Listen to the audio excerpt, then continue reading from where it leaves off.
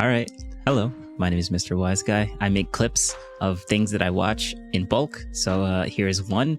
Hope you enjoy. But before we get into it, I'm watching conservatives and progressives debate feminism, extended version on Vice. And yes, I know this is a video of specifically feminism, but I'm here to give the male perspective. I also figured out how to do voiceover, so whenever you hear me sounding like this and the screen turning all black and white, well, just know that's future Whyzguy. So yeah, sit back, grab a snack, and enjoy this very short clip.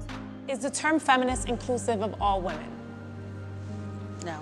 Why not? I think that as a Jewish woman, it's very exclusive towards Jewish women. You know, when I was at the Women's March, you know, the leaders of the Women's March are known to be very anti-Semitic, and I just don't feel as a Jewish woman or as a conservative. The lady sitting behind her is just looking down, not looking at her, because she knows exactly what she's talking about. She's like, yeah, you had to bring it up, did ya? You had to bring it up. But whatever. Conservative woman that I belong in the feminist movement. Ariel, and then... I was just going to second what Lauren said in terms of being exclusionary for Jewish women in particular. I think it was really egregious the way in which it took so long for people, especially on the left, to... But I'm learning a lot, though. I didn't know about or that. distance themselves from the Women's March. And I think there are other people on this panel who could probably speak as well to the fact that if you are pro-life, as I myself am, there is also no space for you in modern feminism. You know, the tent of modern feminism does not include Jewish women, it does not include conservative women, and it certainly does not include pro-life women. I actually disagree. Yeah, wait, what? You disagree? Oh, wait a second. You're supposed to be independent. All right, let me see what the independent has to say. She disagrees. I think that I understand certainly why a lot of people feel isolated from the modern feminist movement, because I think that there are a lot of outspoken people who've sort of tried to narrow down what it means to be feminist. I actually think that anybody of any gender can be a feminist as long as they believe that people should be equal and should be treated equally regardless of what their sex or gender is. As somebody who gets told on a daily basis that I'm not a feminist because of my pro-life views, I think it's really easy to say, well, like, okay, you won't... Destiny clone, 100% Destiny clone. Let me sit at your table, but I'm gonna sit where I want. And I think that that's kind of the beauty of feminism, right? It is this radical movement that says you are supposed to be rebellious, and if people aren't gonna create space for you, then you take space for yourself. Oh yeah, I like Destiny, by the way. Destiny's cool. But I was not expecting to see a Destiny clone on this show. Literally, her name is Destiny. That's funny. That is funny. Props to you. Props to you. So, if you're not a feminist, are you against women? No. Okay, cool. I mean, unless you're against women. Yeah, exactly. I think you can be against women and not a feminist. Yeah. It's like squares and But I don't think that just identifying as not a feminist means that you're against women, because I think that a lot of people just identify against what they see as what feminism is, and not necessarily the actual idea of feminism as this larger conceptual idea. I mean, it's obvious that if feminism and women were the same thing, then we would just use one word to describe both of them. But they're not. They're two separate things. That's why we have two different words for it. I know that's just semantics, but, like, fight me. There's this guy named Ian Crossland. I learned from the best. I really have nothing else to say but that little semantical argument. Yeah, it's semantics. Yeah, just throw it in the comments below. I know. I love using the semantics. There's this guy named Ian Crossland. Yeah, you should look him up. He does a lot of I've learned from the best. Let's just say that. And I think, too, you can be a feminist and still be against women. Just because you subscribe to a label doesn't mean that you're, like, That's true.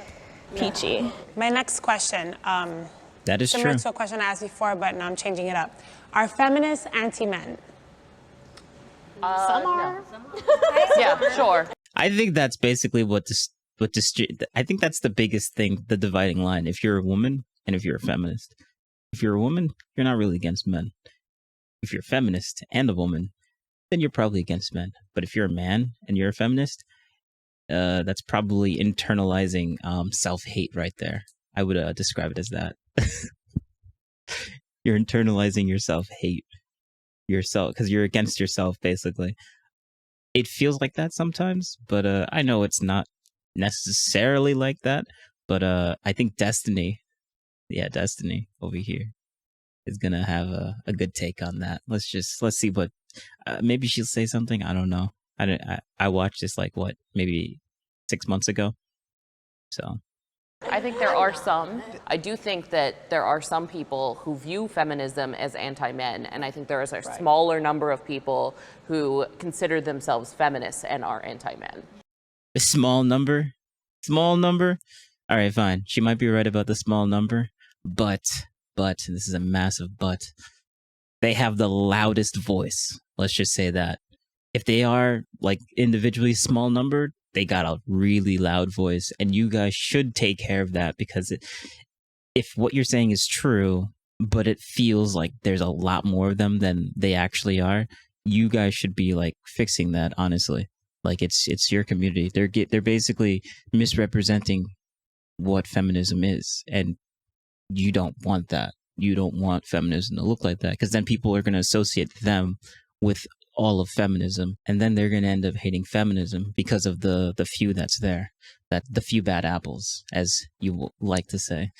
I think it's a lot of you, but it could just be that there's a few of you and they have really loud voices, and that's why. Like, I'll concede to that argument, but they're definitely prominent and they're definitely really loud, and I definitely see it a lot.